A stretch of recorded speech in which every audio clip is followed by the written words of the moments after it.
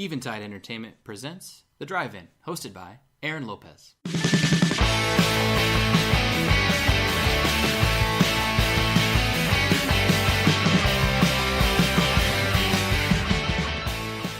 All right, everybody, welcome back to another episode of The Drive-In. I am your host, Aaron Lopez, and today I am joined by a friend of mine, Quincy. We went and saw Black Panther actually last night, and he's here to talk about it today. So, Quincy, thanks for coming on today.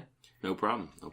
All right, so some basic information on Black Panther before we get into it is directed by Ryan Coogler, who I was looking up to see what he had directed, and Fruitvale Station was the only thing that he had directed outside of this. Never even heard of it. And I've heard of it, but it was like, I've never seen it. It was one of those movies I probably just remember hearing about like 3 years ago.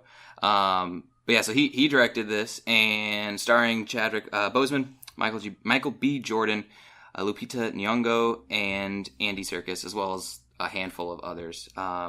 So kind of to get to know your input into the superhero movies and superheroes in general, Quincy, what would you say your favorite superhero is? And then if you have his favorite superhero movie too, what would that be?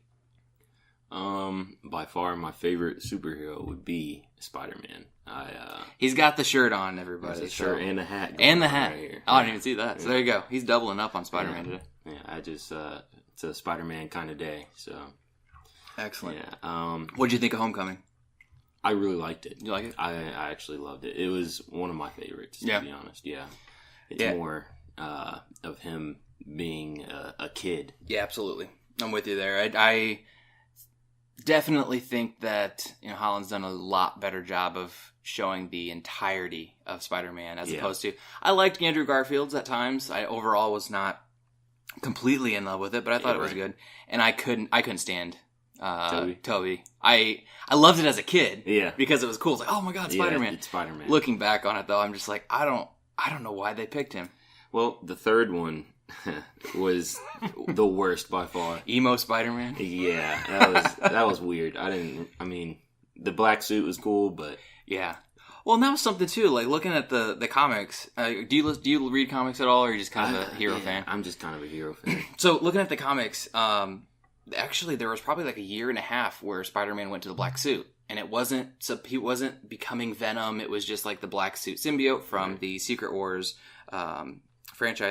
series that they did. And they didn't make a big deal out of it. They were just like, oh yeah, he's in a black suit now. Right. And then it was like, oh, he's back in his normal suit. But he wasn't like this like overly emotional kid already because he's a teenager. Right. So, yeah, I don't know. I didn't mind Sandman. I wish they would have done more with him. But, I liked Sandman in that. And Venom was okay. Yeah. I'm excited for the new Venom. Me too. Yeah, what do you think of the trailer? Because a lot of people are there's a lot of backlash with it right now because it didn't show enough. I've only seen it maybe once, and I think it was on like Facebook, and I wasn't really paying attention. So I have to watch it again. But go check it out. I will definitely check it out. A lot of people are mad because they're like, "Well, you didn't show enough." I'm like, "It's a trailer. Trailers aren't supposed to show everything." So, all right. And favorite superhero movie? Is it Homecoming, or do you have something else? I really liked the Avengers series. Yeah.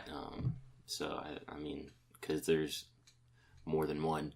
Yeah. Obviously, superhero in that. So I'm more of an Avengers. They're gonna blow it out with Infinity War. Yeah, I can't wait for that. Man, there's gonna be a lot of people in that one. Yeah, I can't wait for that. Cool. All right, so let's go ahead and see what's coming up soon. So our upcoming attractions, our trailers for this week, we had 6 of them. We had Game Night, Jurassic World Fallen Kingdom, Uncle Drew, Mission Impossible Fallout, Red Sparrow, Solo, and the Star Wars movie, and Ant-Man and the Wasp. Any of those jump out to you as ones that you're really looking forward to see? Well, the only one that super jumps out at me is Uncle Drew, and that's because it comes out on my birthday. Does it? Number one. And I just think it's hilarious. I can't believe they made a movie out of it. I can't believe it. It blows my mind that they're making a movie out of it, and that they got those guys. Oh my God, it looks great to do it. Reggie Miller is one of my favorite. NBA. His character to me was funny because you couldn't in the trailer you couldn't really see that it was him, but if you really looked, you saw a little bit of it.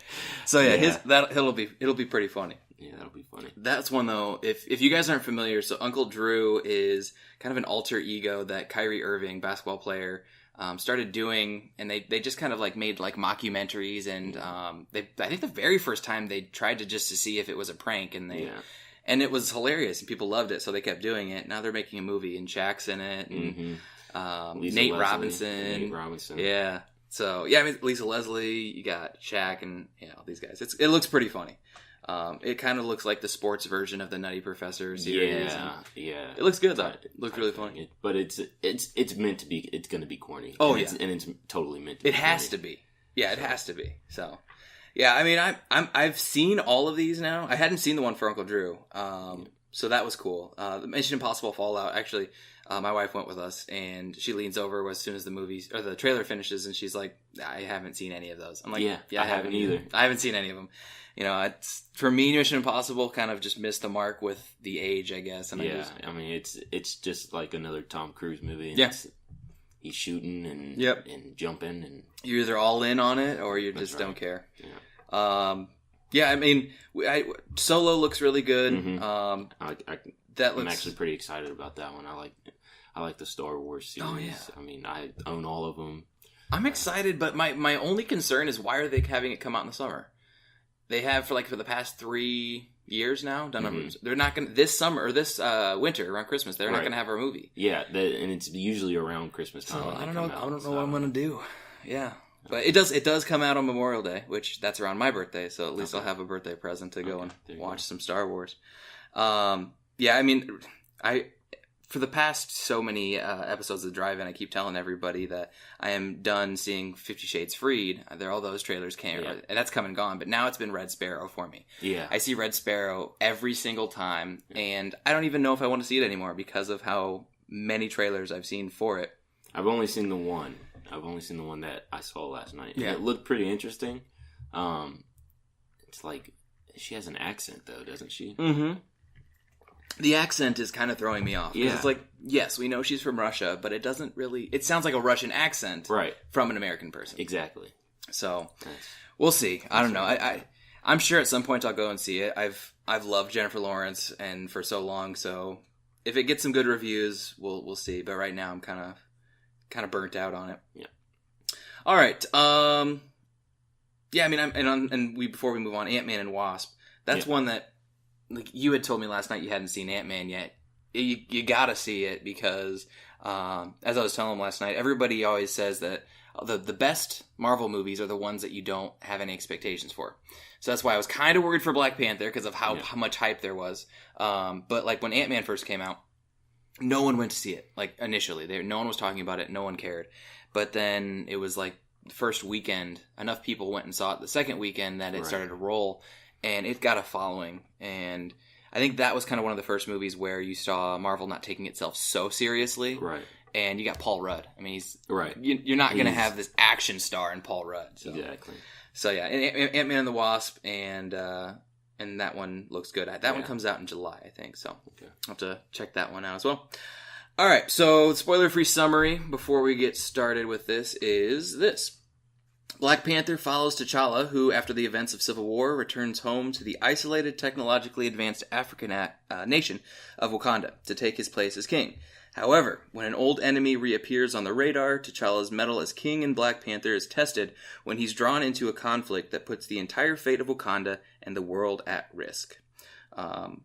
Anything else you think we need to add as far as spoiler-free elements that still get people to go see it without ruining it? That was a pretty good summary. Okay. I can't really think of anything else that would be spoiler-free. Yeah, you check out the trailer, you get a pretty good idea of what to expect. So, pretty sure the recommendations are going to come out strongly to go see it. But if you haven't yet seen the movie and you want to get some, have some time to see it before you get the spoilers, now is your time to pause and come back in an hour or two or a couple days or however long it takes you to go see Black Panther. Don't wait too long; it's really good. So, here's your little chance to go step away. And we are back with just those who have seen the movie or who are just excited to hear me and Quincy talk today. So, initial reactions, just out of the gate. What'd you think about the movie? had more of a powerful message than expected. Yeah, absolutely. Way more powerful than I had expected. Your wife said last night, she heard a couple lines in there that were real deep. Yeah, there were some standouts. Yeah. It was one of those things that I expected a good action movie. Mm-hmm. Marvel hasn't really had a bad movie for a while. If since Disney's taken over, I don't think I've disliked a single one of their Marvel movies. So I wasn't really expecting a letdown, but I wasn't expecting what we got. It was very powerful, and I don't think it was necessarily always trying to be, and I think that's why I liked it so much. Right. It was a superhero movie that just did what it could do with what it had in its, the cards that it was dealt, mm-hmm. and allowed everybody to just be drawn in, and then they twisted you here and there. Right. We'll talk about Killmonger, Michael B. Jordan's character, and kind of his representation, because, man, he was somebody that you cheered for and hated all in the same time. Yeah, it's like you respected him, but, you hate him. Yeah. It was... Yeah, he's one of those characters that we'll talk about as we get going. But yeah, his message at the end that we'll talk about at the very end was, wow, what a way to end the movie. Okay, so we jump right into it as far as the plot goes. The opener with like the black sand, I never really understood what that was. They utilized it technologically a lot, but it's this black sand, maybe metallic, maybe not. Right. Maybe metal shaving. Yeah, it kind of felt like that, but... They do this really cool kind of background introduction before the movie even starts about where the Black Panther came from, how the tribes of Wakanda came to be, and why the vibranium is there in Wakanda. Right. Kind of just here's everything to do. What did you think about that cold opening before they jumped into the actual movie? I think it was necessary because a lot of people would be just kind of lost on how this even came to be and why it's so important. Yeah, it allows your non-comic book or superhero fan who, I guarantee you this is one of those movies that had a lot of people who went to see it for the message and didn't care that it was a superhero. Right. So it gave them some background. Yeah. I really liked the storytelling aspect. Yeah. Something that I always tell my students is we're actually getting ready to read Beloved by Toni Morrison. Mm-hmm. And one of the aspects of the slave African-American storytelling that made its way into the early American literature was very prevalent last night. It was almost like you're sitting around the fire and you were hearing these stories about ancestors and the history of somebody. And what I thought was really neat is it was not hitting you over the head because it was there. Yeah. But the slavery points. Mm-hmm. You saw that the nation of Wakanda was rising up as everything else around it was essentially going to shit. Right. And you see one of the images is you have people being led onto ships, with chained at the neck. Yeah. And then very quickly it moves away to like World War I, World War II with tanks and planes. But I think that was important because clearly you can't have this type of a movie that talks about this without at least referring to the aspect of slavery. Exactly. So I like that they did that subtly. Then we jump right into 1992 with Oakland, which I thought that they could have picked anywhere to place this. To start it, yeah. But Oakland is a very important place in, African American communities. Right. It's you look at that and isn't that where that might have been L.A. Where are the Rodney King riots? Was that L.A. or is that Oakland? I should know that. But I'm not sure. You have a huge element of that, and you actually see the Public Enemy poster in the apartment with their start. So you've got a lot of that inspiration. You've got a lot of the vibes of this, almost like Public Enemy, and what's the other name of the band? NWA. I couldn't think of the other one. You kind of have that feeling, and that was the clothes that they were wearing in the early 1990s, where you had this kind of revolution of hip hop revolution. Mm-hmm. So I thought it was cool that that's where they placed it. And you got the kids playing basketball out in the kind of the empty lot with the crate as the hoop, the makeshift. Yeah. So you had a really strong tone to set off the movie, and then you see the guy goes to the door, and he's like, I couldn't hear exactly what he said, but I can't remember it. But he's like, there's these two bald chicks out there, and he said they resembled something. Yeah, they're holding spears. Let them in. Really? They're not going to knock a second time. Yeah, I was like, oh, that's cool. And this is where we get a background of what really is important to the whole movie. But we find out that the two men that are in this room who are actually planning out a robbery. Which really threw me off. Yeah, at first, and I was like, "What? Yeah. What are they doing?" Well, and I was surprised when I saw this because I'm like, okay, Black Panther is a movie that is highly respected. It's something that's supposed to be portraying the African American community in this positive light, and the first thing you see is two guys who are basically setting up this crime. Right. I'm like, where are you going with this? And then it eventually came around to make a lot more sense. Yeah. But yeah, so we find out that the main guy in there, N'Jobu, who is the brother of T'Challa, our main character's father, who is at this point currently king.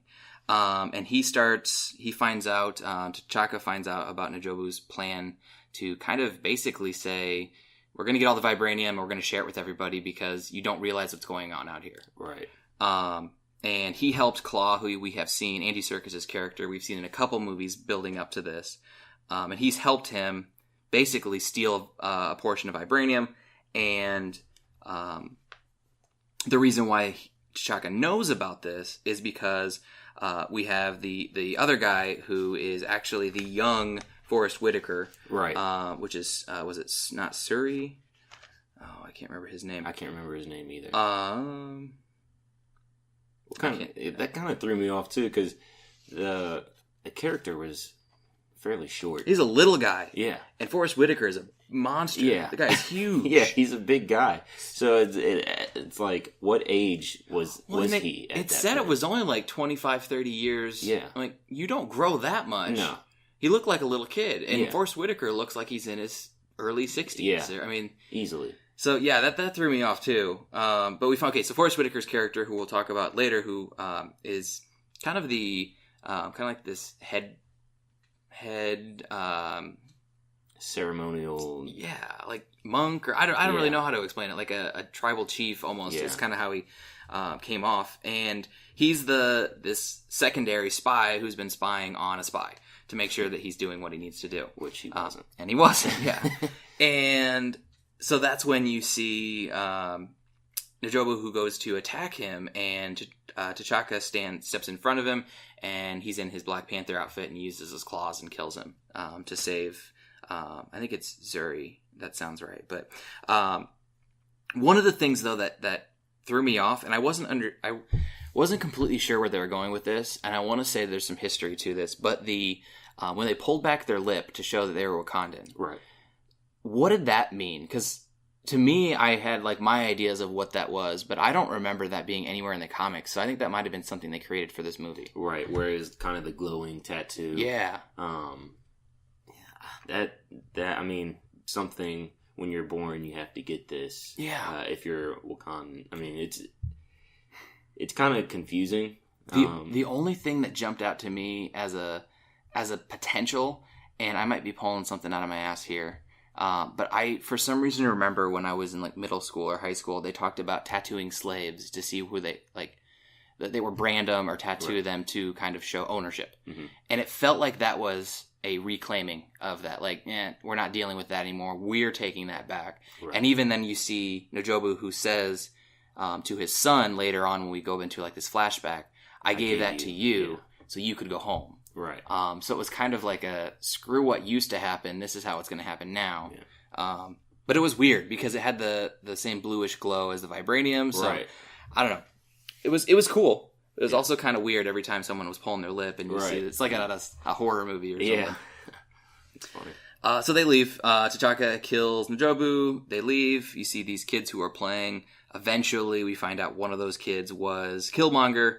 And that was his dad. So it's kind of one of those things as foreshadows. We had no idea. You could probably have felt it, but it wasn't completely clear. So then we jump back to modern days where our main storyline takes place. This is the first real sighting of Black Panther as we know him, as T'Challa. And you have Okoye, who was Michonne from Walking Dead. And it's funny because she goes the opposite route because she's shaved, bald in this. And as Michonne, she's got these long dreadlocks. I leaned over to Jordan last night and I'm like, that's Michonne. She's like, oh my God, that's who she is. She's got a very, very like distinct face. And she's somebody you're like, oh yeah, she looks really familiar. But yeah, so you have Okoye, who we'll talk about her and her group of female warriors here in a second, but they're on the ship. And this is one of the things that you had seen in the trailer where you see like she says, don't freeze up. And he's like, I never freeze up, and he drops and he does the thing, and that throws all these beads, and that was in the trailer. And they didn't change that at all. But they're trying to extract somebody. We don't know who until later. It ends up being Nakia, his former girlfriend. What were your thoughts of this first? I mean, essentially the first action of the movie, with Black Panther kind of jumping this group of cars. Right. Yeah. I mean, I liked the scene. It was really confusing because you didn't know who they were after. Because when he said he wanted to just do it alone, it's I mean, after the fact, you kind of feel like he's trying to impress his ex-girlfriend. Yeah. Which at that time you had no idea that was his ex-girlfriend. So it was a little confusing. Or why he would be freezing up. Why she would say, "Don't freeze up," when he's the Black Panther. Yeah. Yeah. The really expectations were kind of off. Yeah. But the fighting was really cool when they saw him up in the tree. That was cool. Yeah. That was something like... And they had the dog barking at him. And it was just kind of... Cat and dog. Yeah, cat and dog. That was funny. The cat's up in the tree, dog's barking at it. That was funny. Yeah. Yeah, the only thing I had... I mean, it's not even a problem. It's something that I had an issue with was like that it was dark. But I think that was the point. Right. Like... It was so much darker. I almost thought that the movie, there was an issue with the light or something, because I was like, this is really dark. But as the movie went on, I'm like, yeah, there's nothing wrong with it. They clearly didn't want you to see everything perfectly to kind of give that idea of, you know, he's this panther out in the dark and he can see everything and they have no idea what's going on. Right. So, yeah, we see the this fight. Black Panther's kicking ass. He is, like, throwing guys against... cars, denting the cars, putting them through the jungle. I mean, just having no problem at all. And then goes to this is something, and we'll talk about this right now because this is the first time it happens, and it happens throughout. I was talking last night, and to me, this is probably the most violent Marvel movie to date. And I say that in not that people were getting beat up, but it really felt like people were getting killed. Yeah. But they, and throughout the movie, like, and this is one of the fights, but like throughout the movie, people are getting like shot and killed and like and cut down. Yeah, you get a lot of people dying in this, and not a whole lot of attention was brought to it. Like when we get to the later battle, like it seemed like half of Wakanda would have been dead after this battle, because of the amount of fighting that was going on. And so it felt like there was just some brutal fighting going on, and you see T'Challa he takes his claws out and he goes to basically kill another one of these goons, and Nakia stands in and says, no, he's just a boy, which really gives you an idea about like her character, what she's about. She's this humanist who is just she's actually out there trying to save those people that she was in the car with. Yeah. And like, so she's there as that, she's trying to protect the boy. So you really get a good idea of that, her stepping in for him. But then at the same time, though, that little that slip up causes is it one of the girls to be kind of hijacked, right? And that's when Okoye comes on and finishes the rest of the battle, saying that was a close one. Like, glad you went in alone, right. Just giving a bunch of sass. But then we figure out, hey, you need to come home because T'Chaka's dead, and I am him. I know I'm taking over. I'm stepping in. Which then, after that happened, I was like, oh, because we had talked about this very end of the movie of where does this fit into the timeline? Right. It's got to be right after. See, the thing that wasn't super clear to me is I thought the king was the only one with the Black Panther power. Mm-hmm. And it seems like the king's son, as the prince, because I guess his dad was too old. Yeah. he became the Black Panther. Yeah. So when they did the ritual of him becoming the Black Panther again, it's like a king ceremony type deal where he was already the Black Panther, exactly, but he wasn't the king. But he wasn't the king, which was kind of confusing. That was a hole that I didn't really get to fill. But yeah, I think that. So we were talking about this, and with Civil War, which is the last time that we saw Black Panther, we had the king died. He stepped in as the kind of de facto king, but hadn't gone through the ceremony yet, so hadn't gone through all the traditional cultural musts before he could be king. But he had become the Black Panther.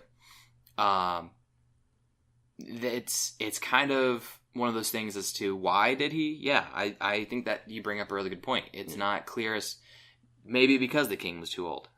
Clearly, he was not in shape enough to do the things he was doing. Right. And maybe that's why then T'Challa was with him in Civil War, protecting him, because maybe he wasn't, able to. Which they do call back later on. Killmonger does say he couldn't protect your father. How is he going to protect the country? So maybe he was kind of more of a bodyguard Black Panther. He was in line to become kings, but we hadn't ever found out about the way in which they become king, or not necessarily king. Sorry, Black Panther with this heart-shaped herb, which I thought was kind of cool. Yeah. That they actually stripped him of the powers to make sure it was on even playing ground during this fight. Yeah. But yeah, we'll get to that here in a second, because I want to jump over to when we actually see Wakanda for the first time. What were your thoughts about it? Because it seems like anytime Marvel puts out a movie and you have a new place, they really want to make sure that first time you see it, it's done right. Right. Like I remember seeing Asgard for the first time in the first Thor, and I was like, that looks cool. Yeah. And the same thing with what was it in Thor Ragnarok? It really felt like the first time we see the I can't even remember the name of the planet right now, but when they show like this like wasteland, essentially, they really show you like it's a golden wasteland. Right. So like, what were your first thoughts of Wakanda as they're flying in for the first time? Yeah, it was awesome. I mean, it had the urbanized. I mean, it was a city. Yeah. A very futuristic city, but kind of in an African taste, where you could see kind of like hut type deals on the skyscrapers that they had, which was really cool. That they explained in the very beginning how they hid their city basically in plain sight. Yeah. With that, and like the first time you fly into it, she flies right into like a tree, and then all of a sudden she's flying above the city. So it's essentially just this like kind hologram, hologram force field, which is kind of cool. Yeah, I said the same thing. Is I love the duality of like, hey, we have this technologically advanced civilization, but very culturally set. Right. Like they know where they come from, they know what is important to them, and they incorporate that. And even when you're down in the streets, you still like, I saw a few times graffiti, but it was like mural graffiti. Exactly. So it was incorporating like the art and everything. I thought it was really, really neat. And cool. even T'Challa says like, I never get tired of this. Like this is cool every time. Every time we enter back into that force field and see the city, it's amazing. Yeah, and I loved it. I think that they did a really good job of portraying it. And showing this idea that Wakanda is not just the city that we know, but there's these outer layers. There's you have the different tribes. The one in the mountain, which had kind of removed themselves, but then you had the tribes of Daniel Kaluuya's character. I can't remember his name, but he with the rhinos. Like he wasn't in the city. He was outside of it. Yeah, and he was it's kind of like giving them. It's like a tribe that is not in the city, but it gives the world like this is Wakanda. Yeah, instead of actually this is the actual Wakanda city. And that was cool. As they talked about like they were hiding themselves as a third world country. Yeah, which is kind of ironic because of just how far from third world they really were. Right. But yeah, and it's interesting because we'll talk about it a little bit later, but one of the things that they ask in the end credits is like, what can a country like you do for us? Right. And it's because everything that they have known about them up to this point has been this kind of poor, very, very poor country. Okay, so we've got they land in Wakanda. Nakia, Okoye, and T'Challa come out, and you have Angela Bassett, who I was like, you basically the only other person you could have gotten for this role was Oprah. I was like, and she's taken from Wrinkle in Time, so I was like, this was perfect. She fit it perfectly, did a great job. Mm-hmm. And then we meet Shuri, who the little sister, who I don't know about you, but my favorite character in the entire movie. Yeah, she was funny. She's witty. She's funny. She's, smart. Yeah, and that's one of those things that the way in which they portrayed female characters, you have, the queen, you have the leader of, so I kept looking it up, and I'm not even going to try to pronounce it, but Okoye is the leader of the female warriors. Right. And they are the right-hand guard of the king. Right. Not a single guy in the army. They were, and that was something, too, that we were talking about last night when we saw the Amazons from Justice League and Wonder Woman. In Justice League, the way in which they were dressed, the Amazons, was kind of revealing. The guard in this, they had nothing like sexualized about them in any way, shape, or form. But they could kick ass, and they were very powerful, very loyal, and it was super loyal. Yeah, absolutely. So I think it was really cool that was like, hey, our most powerful warriors are women. Our smartest citizen is a little girl, a teenage girl. Yeah. Basically, the only thing that we don't have is the Black Panther power, and that's it. Mm. They could still do a lot of damage. Right. So that was pretty cool. But Shuri, I thought, was really funny because when we first see her, she looks like a kid that you would see at a high school. Right. Like she's wearing like a crop top, like graphic tee and jeans. Or gym shoes. Yeah.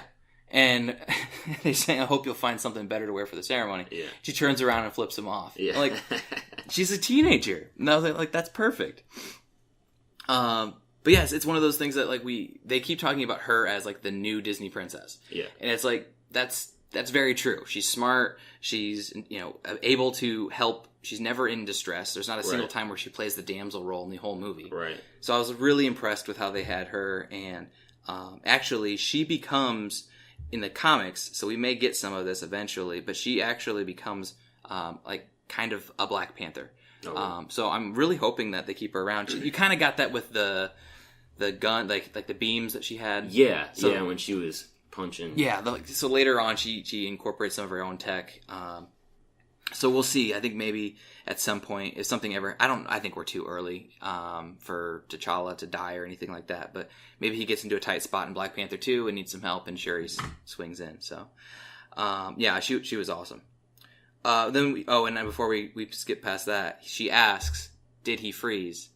And Okoye's line, like an antelope in the headlights. Yeah, it's like that's funny. And then you have the African twist of antelope instead of the deer. That was really good. That's funny. All right, so we get to the coronation ceremony. I really thought this was cool because it just culturally looked neat, but it was still incorporated. Like you have them basically on these wooden rafts. Yeah. But then all of a sudden, they do their kinetic burst. I don't know what they do, but it happens a couple times. Yeah, where it's the suit is just kind of absorbed all of that, and then he they just lets it all out. Flick it off, yeah. And it's like, I think with the suit, it does it. So there's the technology's there. So I think that's probably what helps. I think at one point Okoye does something, and then that's when you have the platform that raises, or drains, or I don't know exactly what it did. But then all of a sudden, they're all on the sides of these rocks. Yeah, that was kind of one of those, not necessary to explain, but to me, I was like, how did they get in on the side of the mountain?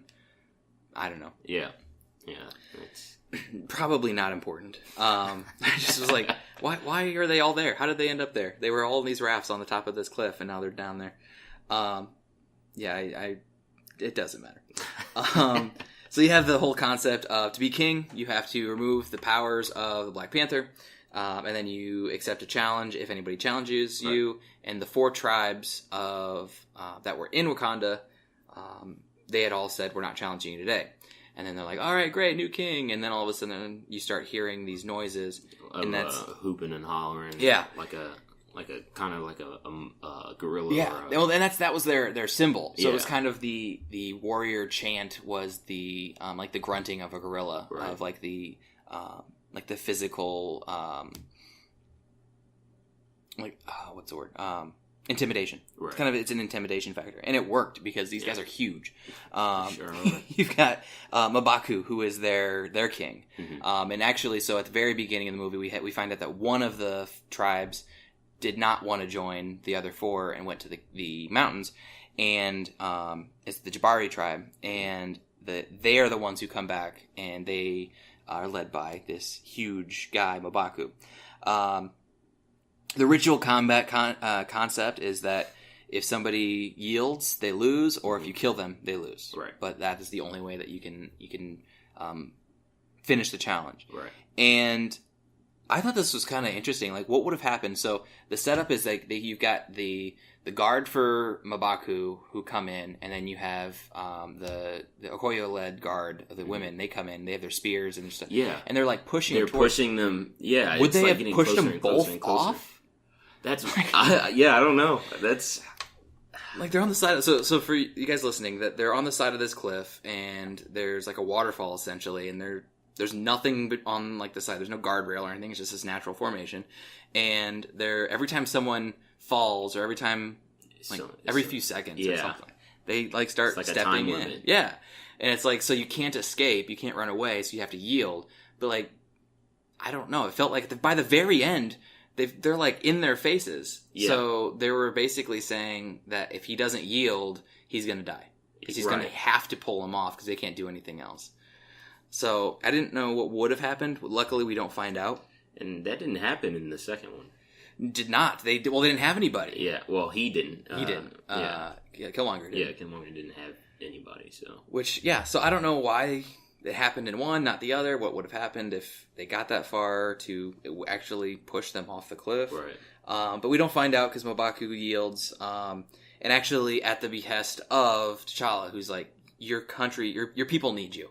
Don't be foolish. You put up a wonderful fight. You have honor in that. Mm-hmm. Yield and live to fight another day. Right. And he does, and he yields. And then we have a new king. We have our king here. Then after this, we jump into our first look at Killmonger. We've talked about him enough in this museum. And I was thinking about this today. Tell me how many white girls are in this movie. Not very many. I counted that I could think of who actually had a line. 1. Yeah, and that was the lady that he was talking to. Yeah, you got the museum like expert lady who he ends up. I don't know if he kills her, but he poisons her or something. Poisons her somehow. Like I wasn't even thinking about that. I'm like, yeah, I didn't think about that either. How many white women in this movie? And there's probably a handful, but the one who's got the line. Yeah. What about in the casino? Were there any there? I think, there was. They said there were a couple Americans.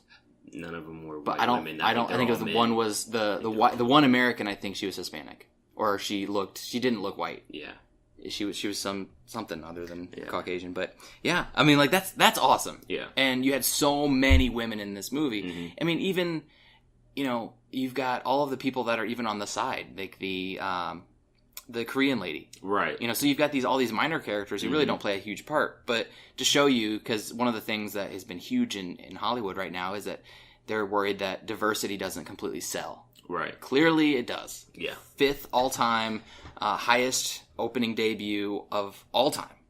And it's got one white woman who is helpless and dies. Mm-hmm. So, yeah, I thought that was pretty awesome. But yeah, so this museum is the first time we see, and we got Killmonger, and he's looking at all these masks, these African masks, and he asks this lady, hey, where's this one from? And hey, where's this one from? And then he turns and he says, hey, where's this from? And she gives 3 answers and she's answering correctly, and he doesn't accept the final answer. He's like, you're wrong. Actually, it's Wakandan. It was found here. You're right. But it was stolen from us. Stolen, exactly. And he's like, but don't worry, I'm going to take it off your hands. She's like, it's nothing. None of these are for sale. And he's like, oh no, you didn't buy it when you took it. And I was like, damn. But it's true. Like, he was such a real character. Yeah, he like we said earlier, those lines.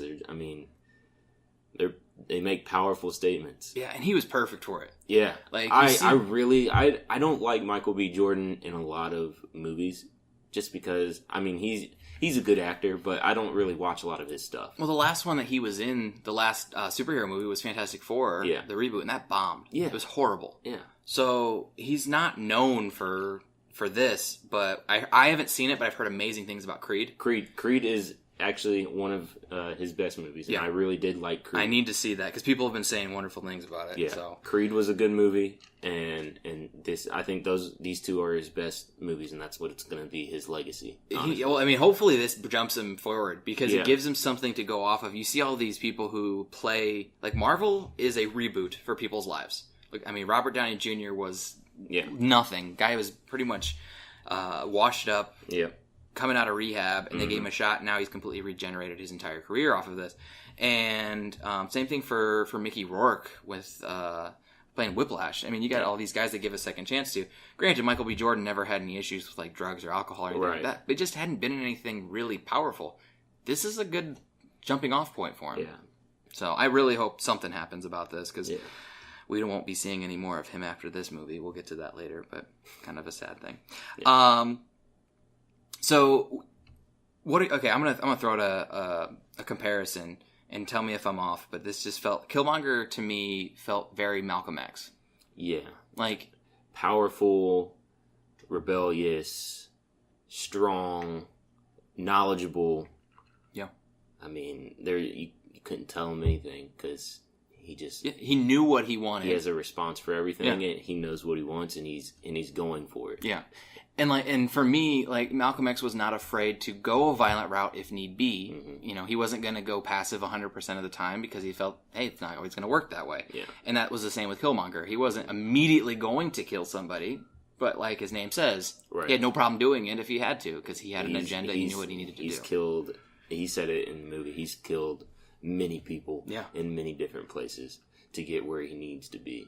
Yeah, and I thought this portrayal, he had the look, and actually too, they talked about in the comics, he doesn't look exactly like this, but the dreadlocks that he had were, because Killmonger has longer hair, so they said it was kind of a modern take on it. Right. And he just was he's a modern villain, somebody who's grown up in a really shitty life and felt that they weren't always responsible for the life that they had. They just kind of were told this is how they're going to live. And he wasn't going to take it. So, and this is the second time now, we talk about Homecoming. Right. That the Vulture was the same way. Mm-hmm. Vulture was one of those characters that felt very like a real villain. This person could be a villain because that's the life that they chose. So, right. But, and then as we finish off the museum, so they go and they take this artifact that's made out of vibranium, and he, before they leave, takes this mask. Right. Which actually, so that's like an Easter egg because that's what Killmonger's mask looks like in the comics. Okay. Yeah, I didn't know that. Yeah, so I was like, no, I just like it. I think I'm really feeling it. I'm feeling it. Yeah, it was pretty cool. So there's one of the first Easter eggs that I caught. There were a ton of them, but I didn't catch them all first time through. So yeah, and then this kind of takes us into Claw a little bit. So kind of shifts our conversation. So we're gonna take a quick little break here. So you guys know what time it is. It's time to go to the lobby. So let's all go to the lobby, grab a refill on our drinks, popcorn, your Sour Patch Kids, and all that other fun stuff. And let's see what is coming up soon from Eventide. There's nothing quite as satisfying as a good conversation with intelligent company. Join comedian Don Smith every week as he sits down and talks with comedians, actors, filmmakers, writers, and everyday schmoes. It's The Life with Don Smith, Wednesdays at noon on 106.9 FM, and now available on the Eventide Entertainment podcast feed every Friday on Spreaker, YouTube, and iTunes. The weekend is over. Monday is here, but that doesn't have to be the end of your fun. Every week, Ellison Smith brings you a new episode of Saltwater Gaming, breaking down video games of all different genres, consoles, platforms, and eras. Get it all every Monday on Saltwater Gaming, brought to you by Eventide Entertainment.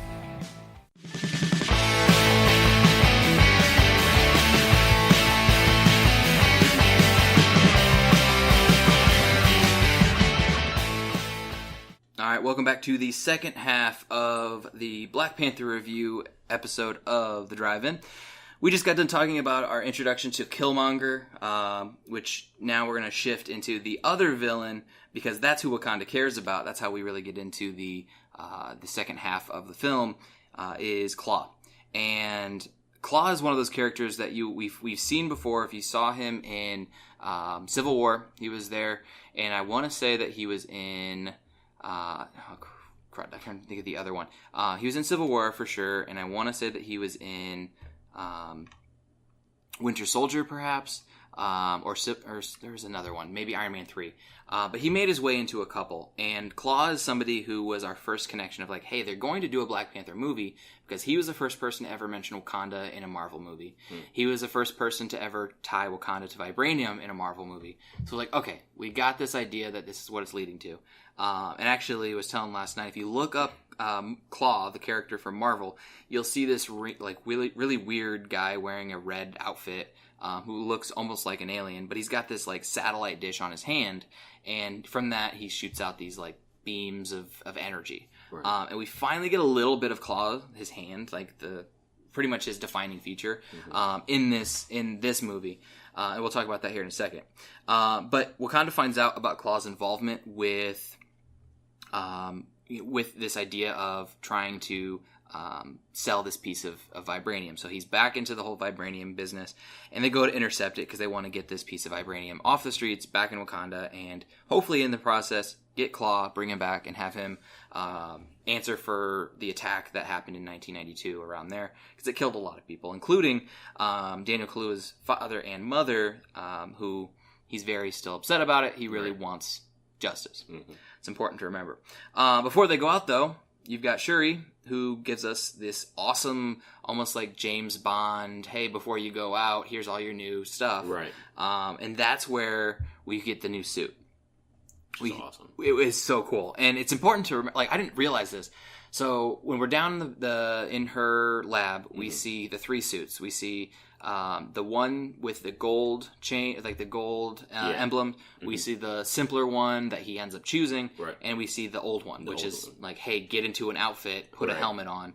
And she even says, like, oh, someone's shooting at me, let me put on my helmet. Which it makes sense. It's very real. Like, you don't have time to step into a phone booth if somebody's doing something. So did you notice, though, and this is probably way more obvious than because I didn't realize it until late in the movie, that Killmonger chose the second one. Yep. Like, I noticed that because he was wearing the gold one. And I didn't even realize it. It was like really cool. It looked really cool. I thought it looked a lot cooler. I did too. I mean, to be honest, I was hoping that he would have chose that one. But... Well, and he's like, I think the point is to not to be noticed. And it makes sense. Like, that was a lot more flashy. And also, too, it was cool because the Black Panther one that he chose had just the eyes. And a little bit of, like, the definition around the face. The other one, Killmonger's, had, like, a roaring panther on it. Like, the gold work in it made it look very frightening. It was a lot more angry, which matched Killmonger's, his attitude. Right. So I thought that was a cool choice. But she also has this other new tech with it. We see these things that she can throw onto cars and then drive them, almost like virtual reality, which happens a couple times. We'll talk about that. And also these like person-to-person intercoms. I mean, basically, you put this little piece behind your ear, and then you can hear everything that someone's saying, and you can talk back to them. It's almost like walkie-talkies. Right. Unlimited range. Unlimited range. Which is awesome. I mean, because she's in Wakanda, and they're in Korea. Exactly. And it was cool, because, like, I didn't realize... I did not know when she was talking about with the car, that piece. I had no idea what she meant when she first explained it. I was like, okay, cool. Like, it's going to be something. I thought it was like another camera. Right. But then when they're running out of the casino, which we'll talk about here in a second, they throw one on, like, oh, it's controlling a car and basically this virtual reality system. Like, that's really cool. Yeah. So he picks the less flashy one, but after he picks that one, she gives a little demonstration, which is great. She's like, go ahead and kick it. And he like just roundhouse kicks this thing across the lab. And she's like, you're not that hard. Like, you know, I bring you into my lab and you break stuff. And then she's like, all right, kick it again, same spot. And that's where we find out about the kinetic burst. Right. And that was pretty cool. He's like, delete that footage. Delete that footage. And I was like, so this is this area of like, superheroes are becoming more modern. You know, they're not trying to jump off of the comic book page anymore. They are living their own modern life. Mm-hmm. You would never really seen Black Panther in a comic book talking about deleting footage. Right. Like or, you know, the idea that we'll talk about here in a second about the world watching through cell phones. Mm-hmm. It's just not as prevalent in comics. So I think it's really cool that they put this modern contemporary spin on it. But this leads us to the casino. We are going to South Korea, which I thought was interesting. They actually, you see at the very end of the credits, they actually filmed it in the city they said they were filming it. Oh, really? Which doesn't happen often. They usually just say, "Hey, it's Chicago," but it's Chinatown or something. It's not at all. It's never what it actually is. But they did. That was kind of cool. They went into South Korea and filmed for this little scene here in the casino. And you have Nakia, who knows this lady and tries to take her and Okoye and T'Challa in, and they're all dressed up. Okoye's complaining about her wig that she has to wear because she's like, it's embarrassing. Yeah. And they end up going in. They go into the casino, and this is where we get reintroduced to Martin Freeman's character Ross. How important do you think he really was to the movie? Because to me, I was like, okay, cool. He became important near the end. Yeah. And up to that point, he wasn't really that important. Just the part where he was destroying those ships. Yeah. That's yeah. I mean, he was important then because he was the only one that could have done that at that point in time. And I think that allows Shuri to go out and actually do fighting instead of just being the smart girl behind the computer screen. Exactly. I kind of felt like it was, and you can see that, I mean, outside of Claw, there's not a whole lot of white people in this. Mm-hmm. But Claw was one, Freeman was one, but Freeman was playing the role of the token white guy. Right. And I thought that was funny as hell. Like, even when they go to Jabari, like, he's getting teased and pulled out basically for being, and they refer to him, we'll talk about it in a little bit, but they refer to him a couple times as the colonizer. Yeah. That's the funniest damn thing I've ever heard. That is a very funny nickname for him. But they call him the colonizer. I'm like, oh my god. And Martin Freeman, just like, probably the nicest white guy you could ever meet. Just this, British small man. Yeah, this is just funny. So we get him there. There's this huge fight, but before that, we get our Stan Lee cameo, which every time I see it, I love it because guys getting old. Yeah. They've actually, I think it was a couple weeks ago, they rushed him to the hospital. Really? I'm like, stop doing it. Like, you can't go to the hospital. Like, quit being old. Like, just never die. But he actually has filmed, I think, 6 or 7. He's way ahead in cameos, okay, just in case something happens. But he comes. He's like, I'm just gonna move these chips over here. He's like, I'm just gonna take these over here. Like, all right, Stan. It feels like he's getting old. Funny. He's just kind of the old guy. He's just he's getting a little off the ball now. But But essentially what happens is there's this breakdown. Ross is there to buy the vibranium for the same reason that T'Challa wants to buy it. He wants to buy it because he wants to get it away from. But the problem is that T'Challa is not okay with him getting it off the streets and taking it back to America because that's the reason why they're there. It doesn't matter if it's in the hands of good guys or bad guys. It's in the hands of other people other than Wakanda. Mm-hmm. So yeah, he wants to take care of that, and then essentially, you find out that the people there, all of Claw's men, figure out that there are Wakandans there, and everything goes to hell. There is, before the huge chase happens, there is this really funny line where Claw, we see it's this reveal of his hand, really, and he shoots this huge beam, and T'Challa picks up a safe or some crate, puts it in front of him, and money goes everywhere. And Claw's like laughing like this maniacal German villain, saying, "I made it rain," and laughing. It's like, "Look it, I made it rain!" Like money's flying everywhere. Oh, it was funny. And Claw was a lot more obnoxious in this than he's been. Yeah. At one point, he's singing "What Is Love." And he's just an obnoxious guy, which I love. Andy Serkis. He doesn't care about what's going on right now. Yeah, he's genuinely a little crazy. Yeah.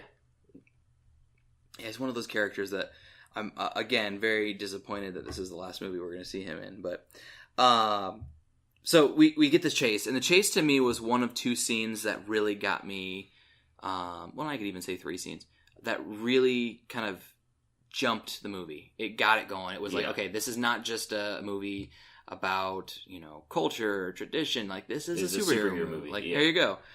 It was really cool. Without going into every detail, what was your favorite part about this chase?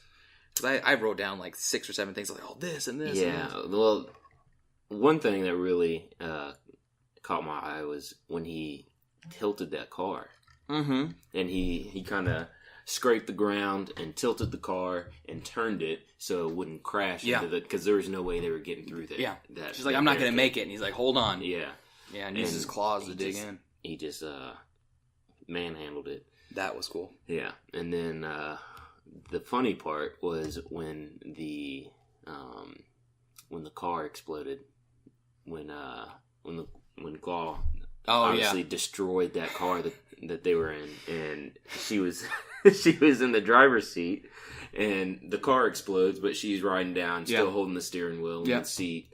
I thought that was pretty funny. Well, it's funny too because they're shooting at this car. And you see the two girls, Nakia and Okoye, are like, they don't care. Yeah. And the Claw's like, it's a vibranium car, you idiots. And then they're like, they're saying like primitive or something like that. I thought that was really cool. I loved that we finally got to see Claw's hand used a little bit more. Mm-hmm. But I thought the kinetic bursts, it sucked because that was in the trailer, so we'd seen it before. But in the sequence of the rest of the movie with that actual scene, that was cool. Yeah. Like seeing, because you weren't really sure why at that point how he was able to do that. So now actually getting the background to it.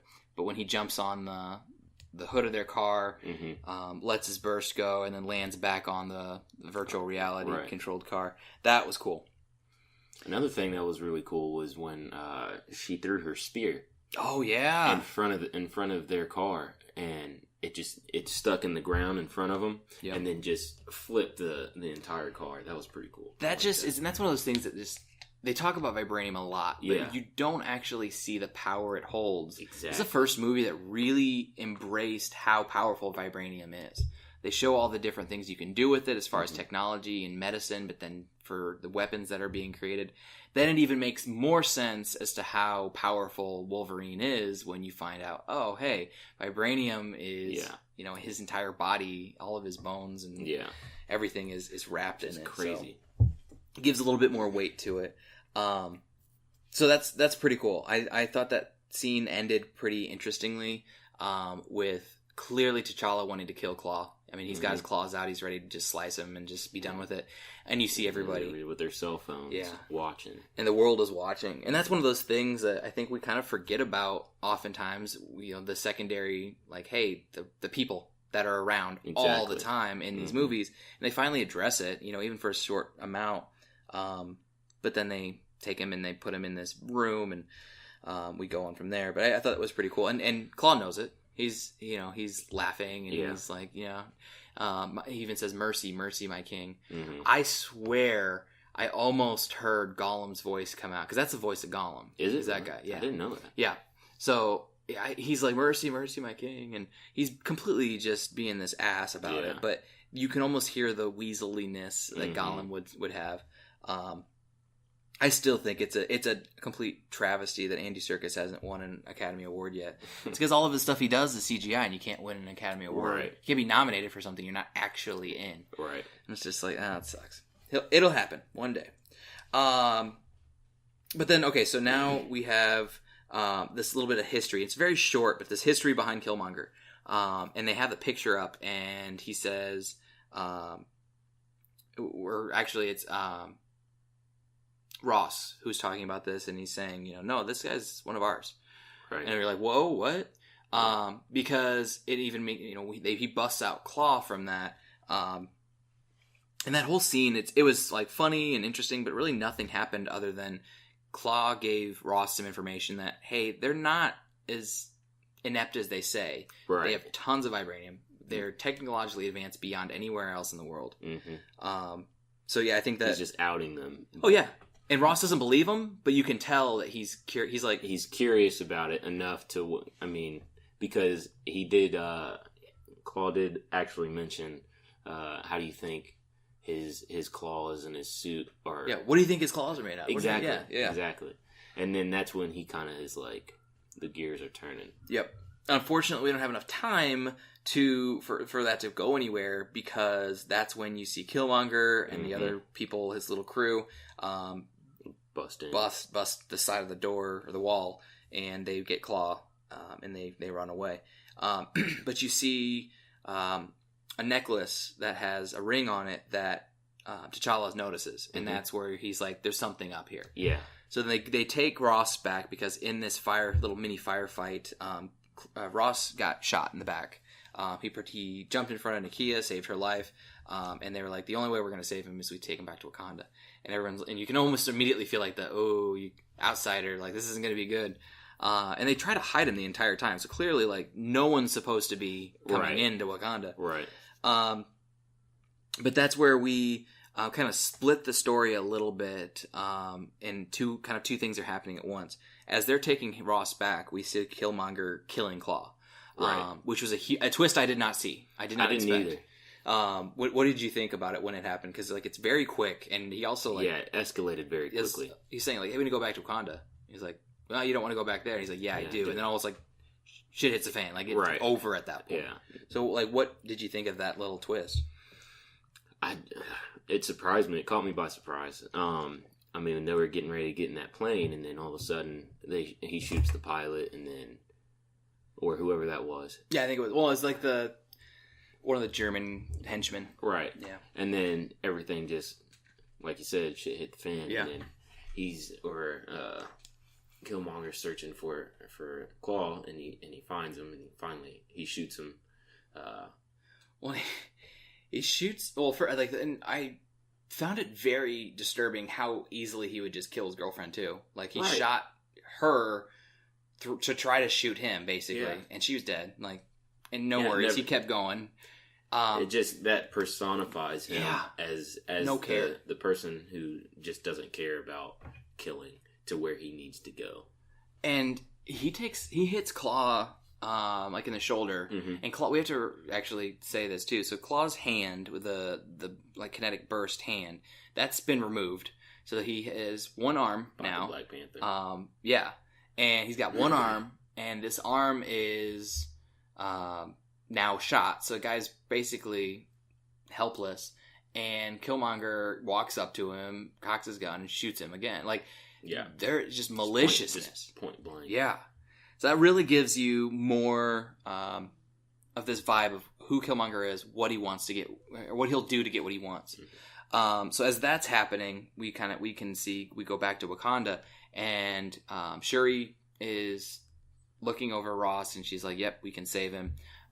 And as they're going through this and like looking at the medical procedures that they're going to have to do, Daniel Kaluuya's character comes in, and they're like, "Oh, hey, so and so's coming," and they don't want anybody to know that Ross is there. Right. So he goes up and he goes, "All right, do you have him? Do you have the body?" And he's like, "No, he's escaped."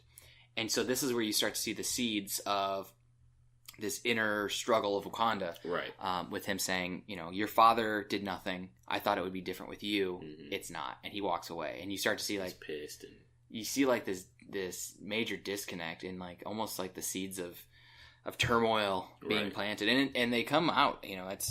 It's one of those things that, like, Kaluuya's character, I could definitely tell. Kaluuya, sorry, I said Kaluuya. No, not the alcohol. Kaluuya, sorry. His character is one that they telegraphed the fact that he was going to be the angry one. Yeah, like, I knew he wasn't going to be like the right hand man the whole time. Right. It was in one of that conflict. That was like one of the early conversations they had in the throne room, and he just was saying things about like kill him, kill Claw, do whatever you have to do. I'm like, that's Bring not the here. superhero way. Like, and so I was like, okay, yeah, this character is not going to be, he's not the superhero. Yeah, you know, and he ends up not necessarily being a bad guy, but being somebody who is kind of brainwashed almost, by or manipulated. Manipulated is a good one. So,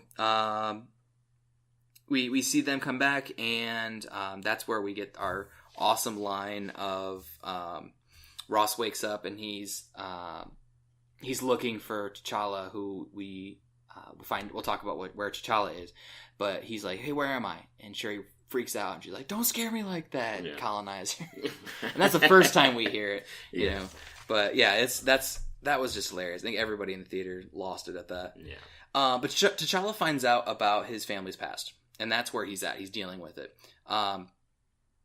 And we, like, I get it. I understand it wasn't the way to do things, but T'Challa seems really broken up about what his father did. And I feel like he felt betrayed and lied to because he saw his father in this way, and then it just completely changed because of the one thing that he kept from him. And his family, like... Yeah, he kept from everyone. Yeah, it's just the one lie. I forget the line, but he said it's the one lie that I chose to omit or something like that. Yeah, it's the one thing, the one truth. Yeah, one truth. Yeah, the one truth that I chose to omit. And so we find this out because he's going, I think it's Zuri, is Forrest Whitaker's character, and T'Challa goes to him saying, you need to tell me what's going on, because this guy had the same ring that I'm wearing. How does he have this ring? And he's like, no, I don't know what you're talking about. He's like, no, something's up. Right. And you really start to see the power of T'Challa here, where Forrest Whitaker's character says, you know, I promised the king I would not say. And he screams at him, I am your king now. And he's like, he's trying to get to something, right? But there's this honor code that is preventing him from kind of doing what he needs to do and knowing what he needs to know. But he eventually tells him, and then seems very, very upset about it, broken up, and ends up going to talk on this mountain with Nakia. And then they're like, hey, you got to get back here. Somebody's in the throne room to see you. And so they go back, and that's where we see Killmonger walking in, chained up too. Yeah. So he had brought in the body of Claw to Kaluuya's character, who wanted Claw dead. Right. Which was like the worst person to bring his body to. I mean, anybody else, they would have been like, okay, great, thanks. Right. But he's like, look what he did. Yeah. But he still comes handcuffed, which I think is interesting. He does, but that's because he's an outsider, and obviously they don't want outsiders. Yeah. Yeah, we that's made very clear. We see that there's almost like a way about this. So they talk about this. Killmonger comes in. He says, "Here's what I've done. Here's what's going on." And he says, "Aren't you going to ask me who I am?" And T'Challa says, "I don't need to know who you are. I know who you are." And Ramonda, I think the queen, says, "You know, we've entertained this long enough." And they say, you know, all right. And they tell him to go away. And then you have one of the tribesmen that says, oh, you know, who are you? And then he says, I'm the son of Jobu. And it almost feels like if they wouldn't have asked, he wouldn't have had permission to do this. Right. Which is, it's kind of another one of those like cultural traditions of, it was so important to them to like, oh, now he said that and now he has the opportunity to challenge. I don't remember where specifically in this scene it happened, but the hi auntie line, that was funny. It was right. It was immediately after he says who he was, and then there was the big commotion with everyone, and then I can't pinpoint exactly where he says it. It's in that little sequence, and they're like, you know, I challenge. You know, I'm challenging you because he has this right as family to challenge the birthright at any point. Yeah, birthright. And it's almost like as soon as all this comes to fruition, then he's like, it's this like twisting the knife kind of a thing. Like, yep, I'm related to you, and I'm gonna kill your son. Yep. Like, is kind of what he's saying.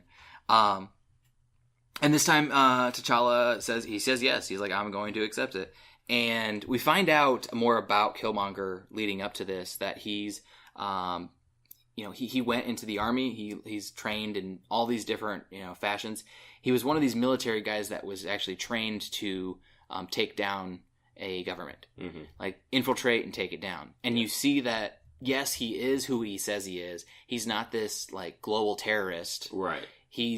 But he's using the tactics he learned in order to manipulate himself into a position of power, which I thought was really interesting. You don't see that very often. Yeah, you see like just this crazy person who's just going to use weapons to destroy people, and they want to destroy the world. No, but he used his birthright, and he used his knowledge that he learned throughout his life that he's trained for. Yeah, and it was just kind of a cool, different way of seeing it. And this time, so we learn about that, and then we go to the battle, and this was what, like I was saying, there's one of 3 scenes. This was the second one, because the whole time you kind of expect T'Challa to come out on top, and he doesn't. He's at first winning, but then very slowly you have the cut on his arm, cut on his leg, cut on his stomach, and then it just keeps going and going, and you essentially feel, if you weren't invested in the fact that, hey, he signed on for more movies, so he's not going to die. Like, you would have thought at that point he was going to die based on everything, and he's thrown off the side of a cliff. Yep. Like, what were you thinking throughout this? Because that was one, Jordan and I were talking about it, and she was saying she brought some almonds to snack on. She's like, my almonds are gone. I couldn't stop eating during that scene. It was so exciting. I was like that. Yeah. I was like, I know it was one of those scenes that just got you really on edge. Yeah. I mean,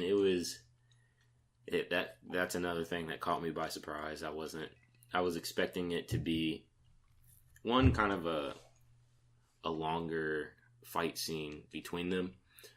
It did escalate pretty quickly. And when he took his shirt off, and he had all those notches on him, all those scars. Yeah. When he killed Claw, he told him that he had no problem killing. Yeah. And he showed him his arm and one for each kill. One for each kill, and his entire body, upper body, was covered in those notches, even on his back. Yeah.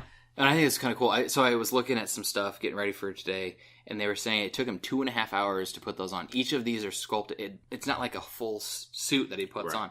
Each of those are little prosthetics that they put on him.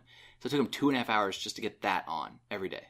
So luckily, there's only a couple scenes where he has his shirt off, and you can see that. So, but yeah, that's kind of crazy, because you see. He talks about, I've killed in every country that I've been at. I've killed in America. I've killed in Iraq. Killed in Afghanistan. Right. I've killed people in Africa. I've killed my brothers in Africa. It's like, it's all leading to this, for me to kill you. And it was just malicious. He was very much kind of one of these guys that's just going to come in, do what he wants to do for whatever reasons. It's a hard grudge that he's held for a very long time. And that's where you also see Zuri come in, and he says, explain. No, I'm the reason why, your father died. He was protecting me. Kill me. Leave him alone. Right. And he's like, I'll just kill both of you. He's so screwed up. It just stabs him. Yeah. Right there. It's just one of those things that he's one of those just malicious villains. But at the same time, at no point during any of the movie do you really hate him. Yeah. Like we were talking about earlier, you feel for the guy because of, the things that he's gone through were not his fault. And, you can see all these villains who kind of turn to a life of crime based on what life has handed them, and it makes sense. It's not right, but it makes sense. Yeah. You can sympathize with him because, he's, first of all, he worked extremely hard to get to where he needed to be to avenge his father's death. And you can see that the loyalty to his father is exponential. Yeah. And he was really hurting from that, and he did whatever he needed to do. I mean, he's a smart guy. I think they said that he graduated from some pristine college and then joined the military. I think they said MIT. Yeah, MIT, and then at the top of his class or something like that, and then he went into the military and did all that training, and he you feel for him, yeah, and you also respect him because he did whatever he needed to do to get to his target goal. And I think it's like too. There's almost a layer of nobility and honor in what he's trying to do. Like it's hidden. Right. You know, he's basically saying, you know, our people have been struggling for so many years. Who they rebelled when they didn't have the tools that you guys could have provided to them, and yet, so where were you? Like, he's basically trying to say, we're going to even the playing ground, which is, you know, a concept that in today's society people are fighting for constantly, right. You know, and it's not just with one minority; it's everywhere. So he's a champion of equal rights, right?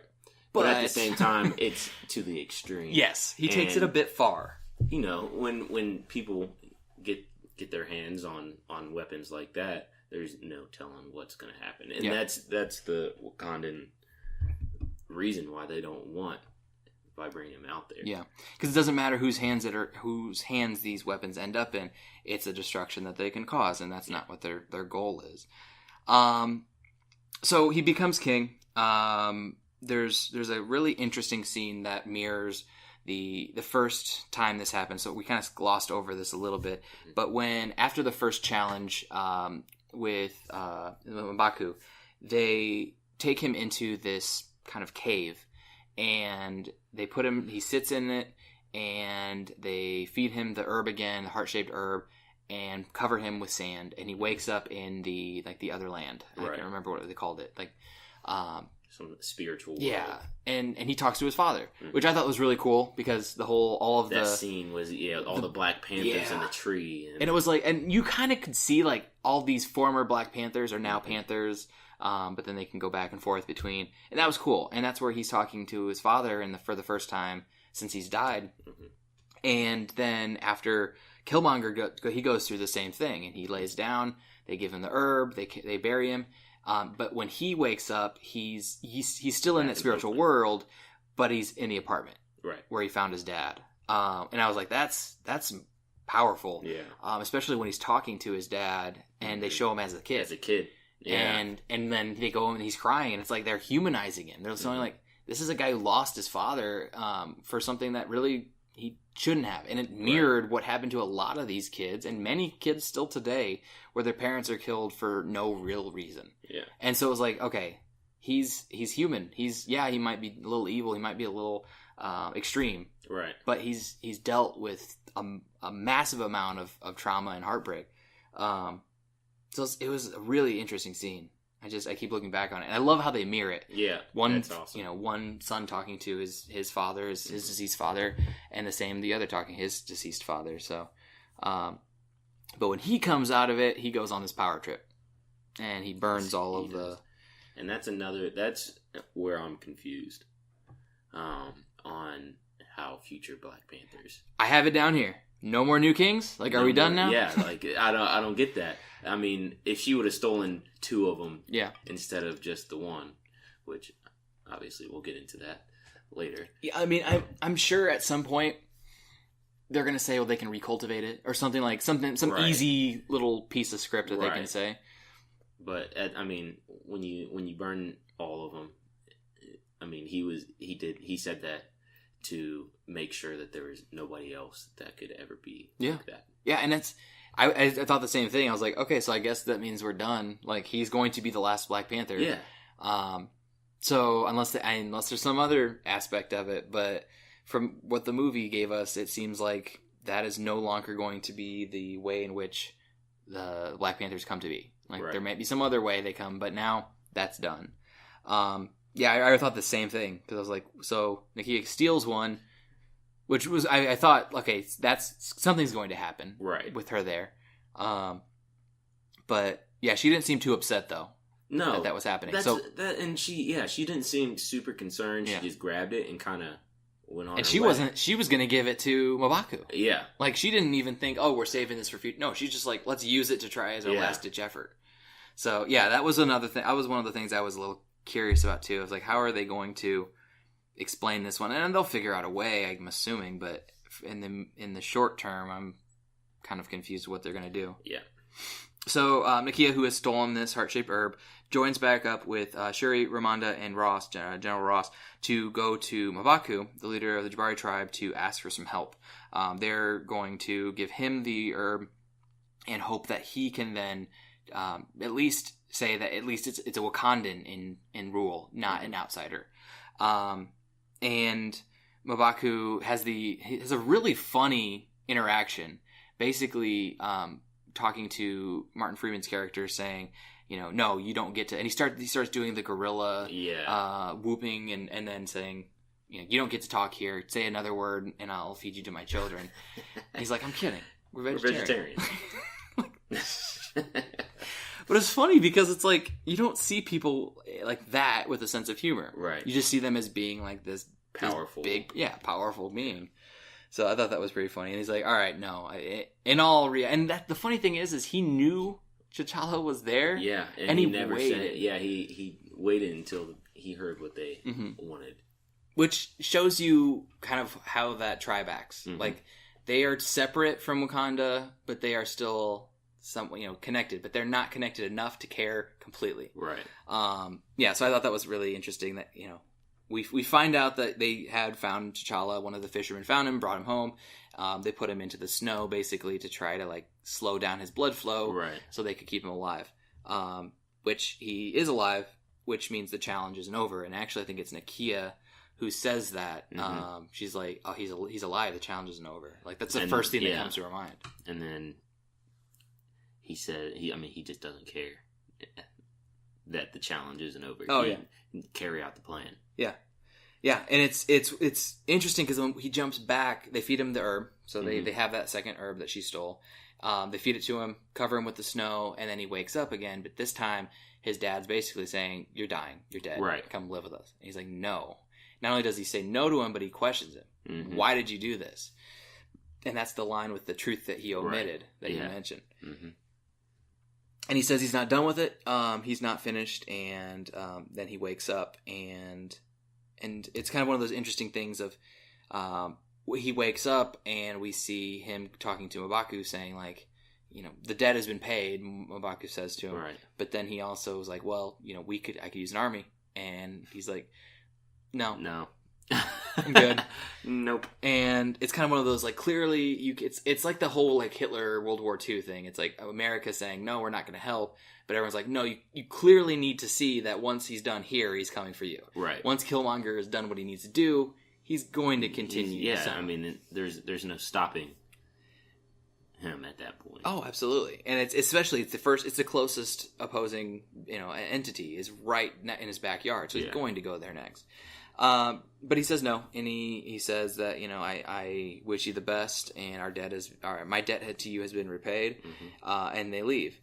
But he does give him his word that his sister and his mother will be safe there. Clearly his sister didn't care because she goes with him, saying that we're no safer here than, if he takes over, we're not safe anywhere. So she's like, I'm going with you. I think the mom stayed because I don't remember seeing her. Yeah, I think she did too. So she wasn't going to do any fighting. But we have more of this idea of what Killmonger wants to do. His plan is to share the Wakandan technology and resources to all of the oppressed around the world. He's got these, I think they're called war dogs or is it war? No, war dogs doesn't sound right. No, the spies. Yeah, the spies. They called them something, and maybe it was war dogs. I think it was war dogs. But they've got these spies all over, and he's like, you've already got somebody in London and Chicago and. I don't remember. He said a few major cities, Paris maybe. Mm-hmm. They're all on board. We still have a few, but once they see what's going on, they'll join. Mm-hmm. They're going to basically give them a bunch of weapons and say, here, overcome the problems you're overcoming and tell them you're there in the name of Wakanda. Mm-hmm. And so he's basically trying to create an empire and shake the foundation of the national or the global scale of society. Yeah. And they send off this first ship, and out of nowhere it just explodes and falls to the ground, which I think is really cool because we have no idea how. Yeah. But we know who did it. But they're like, doesn't matter how it happened. it's him and T'Challa. Yeah, I don't. I mean, he must have like thrown something up there, or like jumped on. I thought he like jumped out of nowhere. Yeah, because he kind of climbed over the top of it. So I guess he might have jumped up. I don't know what happened. All I know is it fell out of the sky. For how good this movie was, there were a lot of those little like really doesn't matter. Right. You know he was able to, so it doesn't. You know, we don't need to know how he did it. But he definitely destroyed the ship, which means he killed some Wakandans and had no problem with it because that ship was being piloted. Yeah. So I'm just like, I don't know. Apparently, if your loyalty transitions, even when it's supposed to, when the king is dead, you're still wrong. But we have this big fight, and this is probably my favorite part of the movie, just because of the scale of everything, and just how they don't automatically jump right to Killmonger versus T'Challa. You see the Okoye, who's like, he's alive. That means you're not my boss anymore, Killmonger. That's right, yeah. But then you have Kaluuya's character who's like, screw it. We're still going to go after him. There was that turn where it's like, he had the opportunity to say, do it right. Yeah. Well, to continue the ritual in the fight. But he's like, because he knew what he wanted. Yeah. And he wanted what Killmonger wanted. And so, we've got that big fight that happens. You've got essentially T'Challa, who I love that at one point he's getting pelted with almost like this huge gun from Gatling gun almost. And it doesn't matter because it's just soaking up all the energy, and he jumps over the huge, which I thought was a really, really cool piece of tech. The wall that was like their capes. It was their capes, and it's just a freaking shield. Yeah, I was like, that's awesome. As you see him wearing them the whole time. Yeah. And that was like just incorporating the normal clothes that they would wear and making them, kind of militarized. Yeah. But he jumps over, blows everything up with his kinetic blast.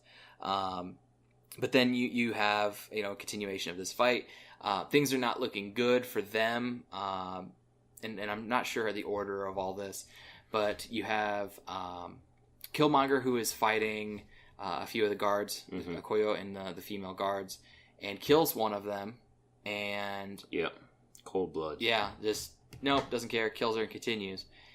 You have Shuri and Ross, who are down trying to figure out a way to prevent these ships from leaving.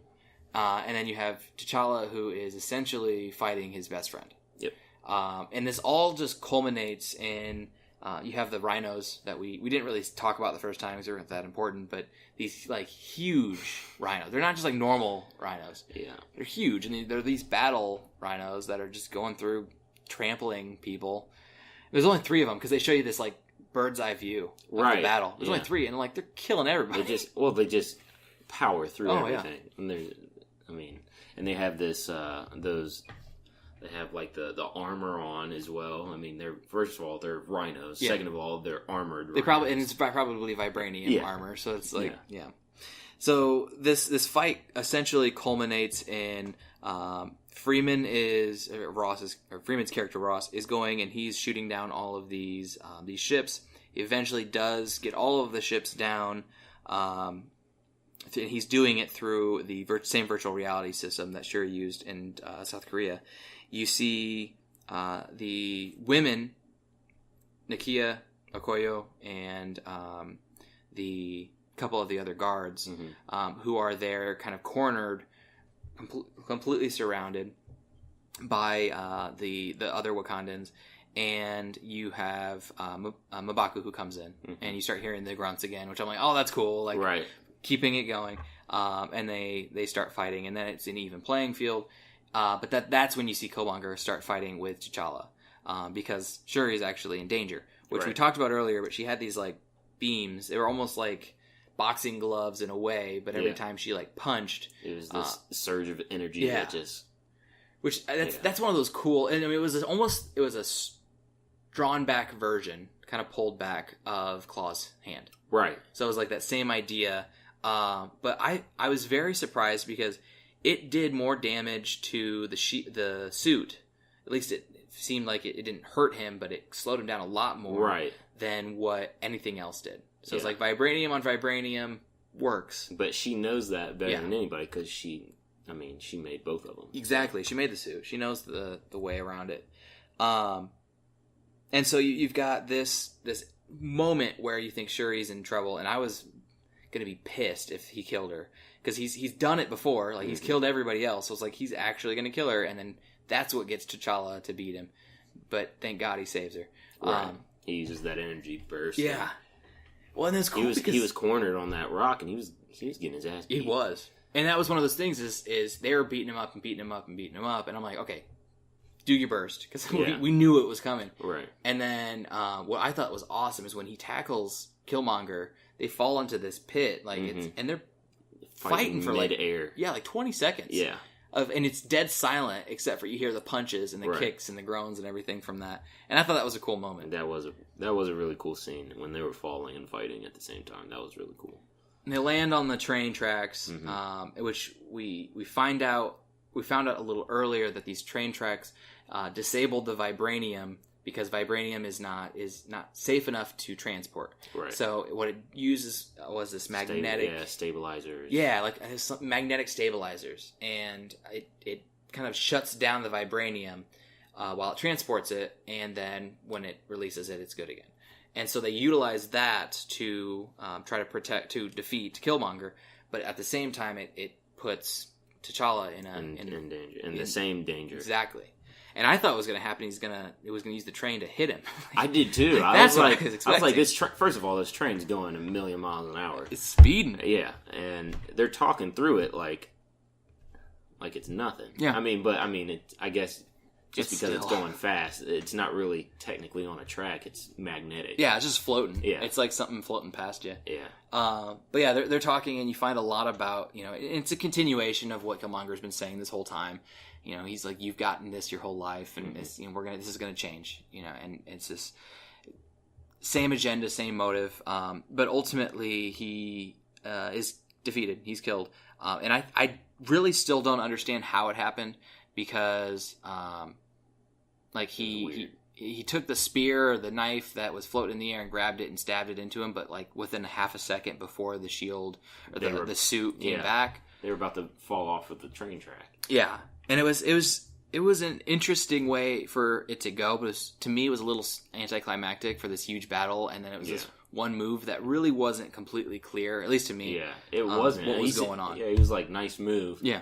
And then I was like, well, he kicked it in the air, and then he like brought him to the middle of the track, and then caught it in the air, and it was the train had already gone by, but the stabilizers were still on.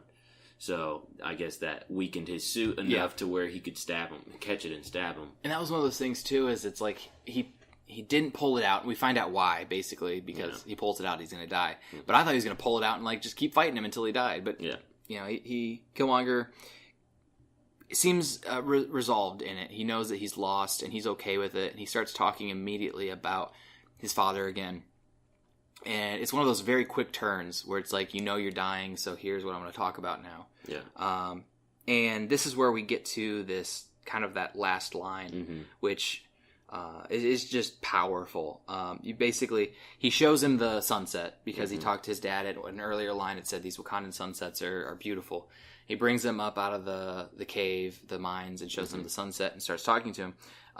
And you want to talk about the Killmonger's last lines?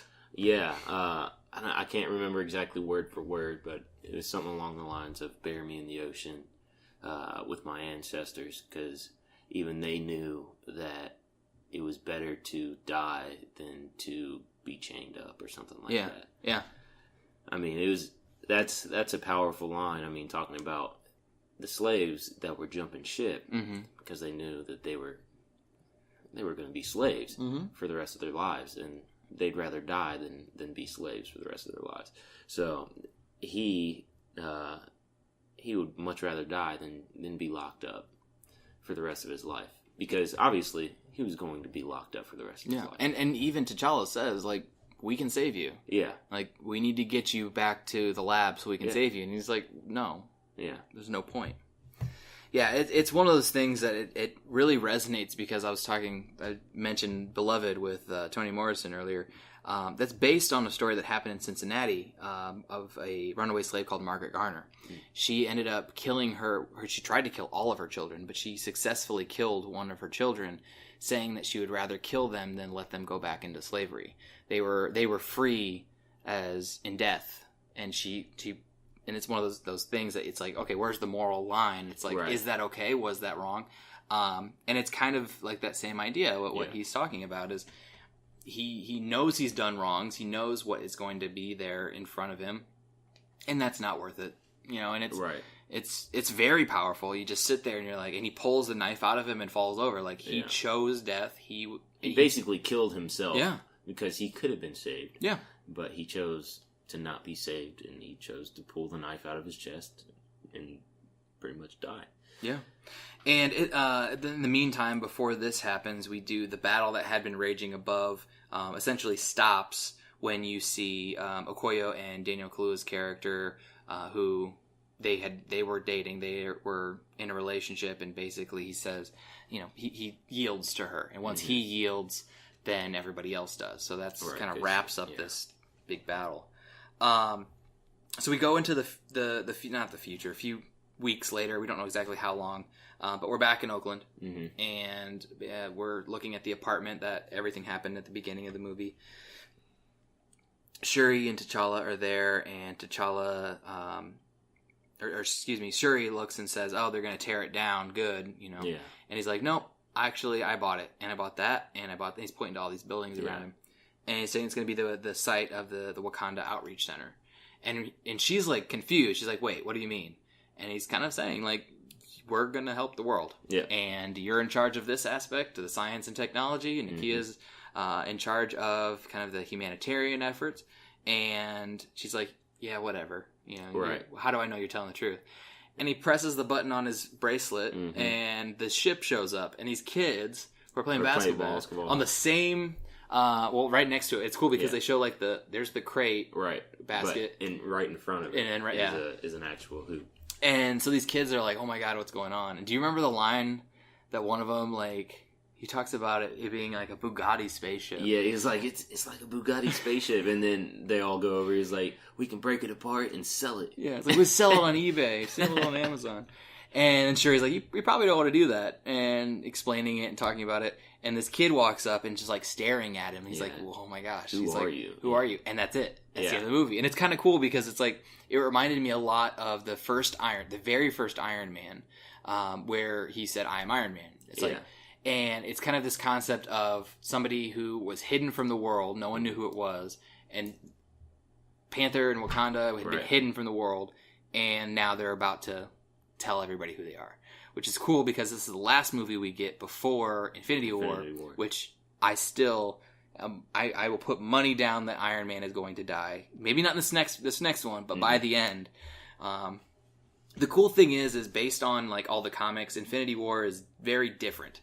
Really? They've been setting it up in a way that is not... You can't go to the comics and say, like, "Oh, here's probably what's going to happen." Because the way in which it ends, the only thing I know is that you've got Sentry, Adam Warlock, who is the only thing that can stop Thanos. And he was at the end... They talked about him at the end of the second Guardians. So that's the only thing I'm like, okay, yeah, that's probably going to happen. But nothing else. I'm like, I have no idea what they're going to do. So, but I think it's kind of cool that they kind of wrap back around to the concept of Iron Man. And then we have our end credits. We've got our two post credits, the mid credit and then the after one. The UN reveal. He's saying like, "Hey, we're from this country," and the guy says, "What could a country like Wakanda have to offer?" Right. It's basically saying, "You're a third world country. What do you have to offer the world?" Yeah, and he just smiles. Yeah, it's like, and then just wait. And then the last one is, I mean, both of the credits weren't very like jarring. They weren't like, "Oh my god, that's so and so." Bucky returns. Bucky doesn't have his arm. It had been ripped off in Civil War. And we knew he was in Wakanda because Captain America brought him there at the end. So we knew. But Shuri then says like, you got a lot to learn. Like you got to catch up on some things, which I kind of get this feeling she's about to tell him everything that's going on with all of Thanos and everything that had been going on since.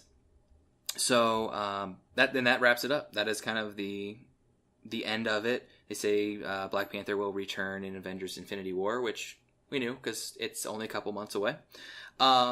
So before we talk about like our kind of like overall reactions and kind of wrapping up, we do this every so often. What was a character that you wanted to see more of? You don't think you got enough of this character in the movie? A character that I would like to see more of, probably Claw. Claw? Why? Just because, I mean, he was in it for, he did his damage and then he was pretty much out. Yeah. There's a lot of history between him and Wakanda, and I mean, it was just kind of anticlimactic how he died and how he was brought back to Wakanda. I mean, like, I expected something along the lines of someone from Wakanda killing him, or him being locked up, or something.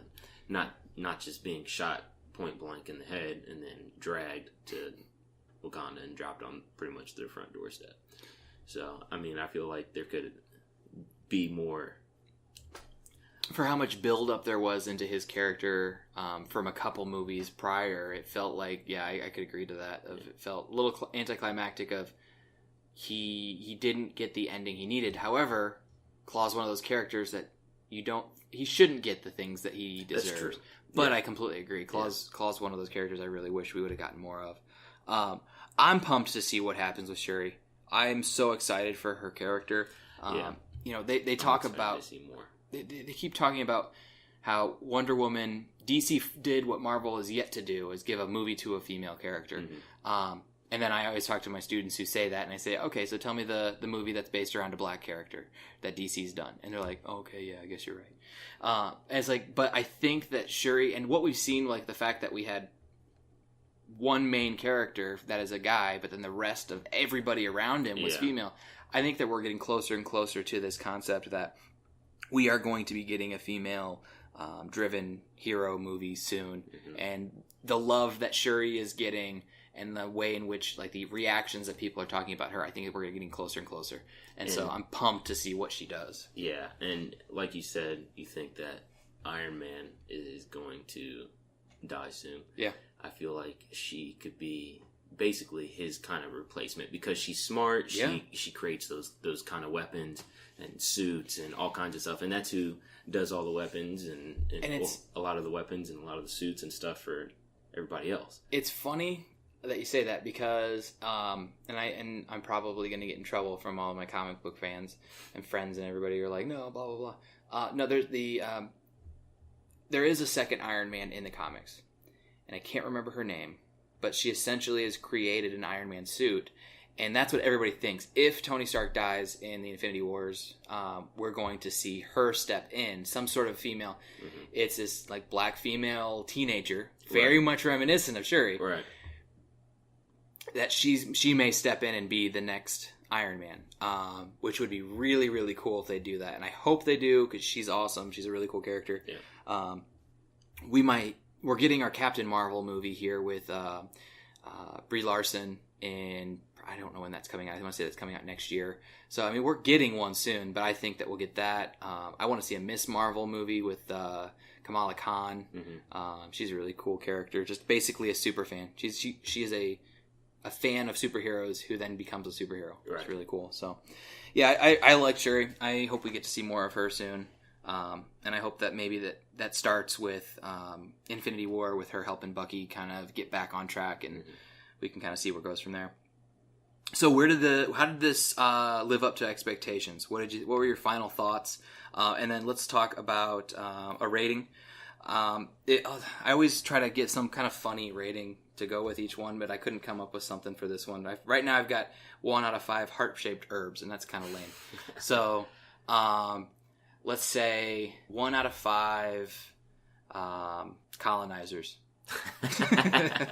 So get your final thoughts, and then you're rating 1 out of 5 colonizers. Okay. Final thoughts of the movie. I really enjoyed it. I was invested pretty much every step of the way. I mean, it was very easy to follow. Obviously, there were some holes that I questioned earlier, but I mean, probably not as important. But like you said, yeah, they're there. It doesn't matter what happened or whatever. But I really enjoyed the movie. I thought it was very powerful. It exceeded my expectation in that aspect. So I was really happy with the movie. I'd give it a 5 out of 5 colonizers. I love that. Oh, that's funny. Yeah, I'm with you there. I did not go in expecting the themes and the message to hit as hard as it did. I knew that it was a monumental, powerful movie. You had mentioned last night, I had seen some of the stories of people coming in, this old, African traditional wear, and even my wife had even said, I didn't see it, but somebody even last night had walked in with it. So it's what this movie does beyond this aspect of superhero movies is awesome, and I love that it has reached the audiences that it needs to, and I've loved that the reactions have been so positive. Mm-hmm. So just that alone makes it a wonderful movie. But I'm with you. I think that it didn't really overkill the superhero aspect, but it didn't leave you wanting. Yeah. The fights that were there were well done. You got a lot of technology in the suit. You got a lot of other characters with Nakia and Okoye doing a bunch of fighting. You really got a lot out of it. So I was very impressed. I'm also going to give it a 5 out of 5 colonizers. I think it was really well done, and it makes me excited for potential of future Marvel movies. When you see this doing so well, then I'd be shocked if they don't go with a second Black Panther, right. Or even bringing in maybe America Chavez, who is one of the Captain Americas, and she's a LGBT Hispanic character. It's like she's nothing like a white traditional male. So I think that the success of this movie is really going to open up the potential for future Marvel movies and Marvel characters. So very, very excited to see what comes up next. So again, 5 out of 5 colonizers from both of us. So if you haven't yet gone and seen the movie, you're probably disappointed that you know everything that happens at this point. But you should still go see it. Go see it a second or third time too. Mm-hmm. Support the movie, check it out, and maybe you'll catch some of those Easter eggs that we talked about today. Quincy, thanks for coming on, man. It was really fun. Yeah, it was fun. I really enjoyed it. Thank you. Awesome. So next week, we had somebody, we had planned on having Kelly back from Greatest Showman, but things fell through. So we're going to have Kelly back on here in a couple weeks. So next week, we are not quite sure what we're doing, but stay tuned to find out. We do have Annihilation coming out as well as Game Night, and kind of depends on the mood I'm in this next weekend to see if I want to go see a sci-fi movie or a comedy. But probably one of those two will be what we have for you next week, everybody. Until then, go see Black Panther. Go see it 2 or 3 times. Check it out, and until next week, drive home safe.